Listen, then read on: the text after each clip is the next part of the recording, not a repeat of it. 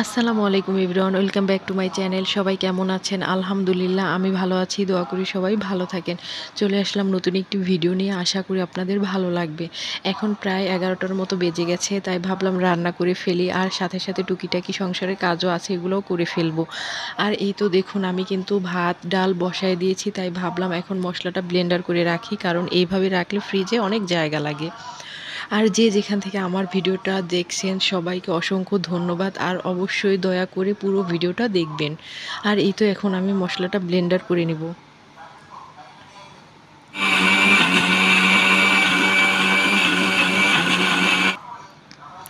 মশলা Blender করা হয়ে গেছে আমার। এইখানে কিন্তু ভাত ডাল অনেকটাই হয়ে গেছে, আর আজকে রান্না করব ডাল যেহেতু আছে, একটা ভর্তা করব, যেহেতু ভাজি টাজি করব না। আর হচ্ছে মূলা দিয়ে আলু দিয়ে চিংড়ি মাছ দিয়ে রান্না করব। আসলে চিংড়ি মাছ দিয়ে যদি এভাবে সবজি রান্না করা হয়, তাহলে আমার বাচ্চারাও খায়, আমরা অনেক পছন্দ করি। এভাবে আমি রান্না করি। শুধু সবজি রান্না করলে ওরা একদমই খেতে চায় না। আর ডাল ডিম ভাজা এগুলো ওরা অনেক পছন্দ করে। আর এই তো এখানে আমি তেল দিয়েছি, পেঁয়াজটা ভেজে নিয়েছি। আসলে রান্না সবাই পারেন, বলার কিছু নাই। তারপর আমি যেভাবে রান্না করি ওইটাই আপনাদের মাঝে শেয়ার করতেছি। এখানে আমার পেঁয়াজটা ভাজার পর আমি একটু পানি দিয়েছি, তারপর আদা রসুন বাটা দিয়ে, তারপর হলুদের গুঁড়া, মরিচের গুঁড়া, জিরার গুঁড়া, ধনিয়ার গুঁড়া, আমি এই সব শুকনো মশলাগুলো দিয়ে ভালো মতো কষিয়ে নিয়েছি। তারপর চিংড়ি মাছটা দিয়েছি। আর এই তো দেখুন আমার মশলা কষানো হয়ে গেছে। এখন আমি মূলা আর আলুটাও দিয়ে দিয়েছি। এভাবে আপনারা ট্রাই করবেন, অনেক ভালো লাগে আসলেই। আর এই তো আমার ভর্তাটাও হয়ে গেছে। আমি কিন্তু একটু ইচ্ছা করেই পোড়া পোড়া করে ভর্তা করেছি। আর এই তো দেখুন কালারটা কত সুন্দর হয়েছে। আমার রান্না বাড়া ডান। আমি এখন রান্নাঘরটাও পরিষ্কার করে ফেলেছি। এখন আমার বাইরে দেখি কেমন জানি বৃষ্টি নামবে সম্ভবত, তাই ভাবলাম ছাদে থেকে কাপড় চোপড় নিয়ে আসি।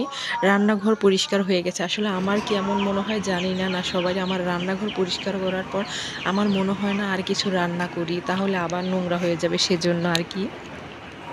এই তো আমার কাপড়-চোপড় অনেকটাই শুকায় গেছে, আর যেগুলো ভিজা আছে বেলকনিতে মেলে দেবো। কারণ আমি যখনই দেখি গোসল করতে যাই তখনই বৃষ্টি নামে। এটা আমার সাথেই হয় কেন জানি না।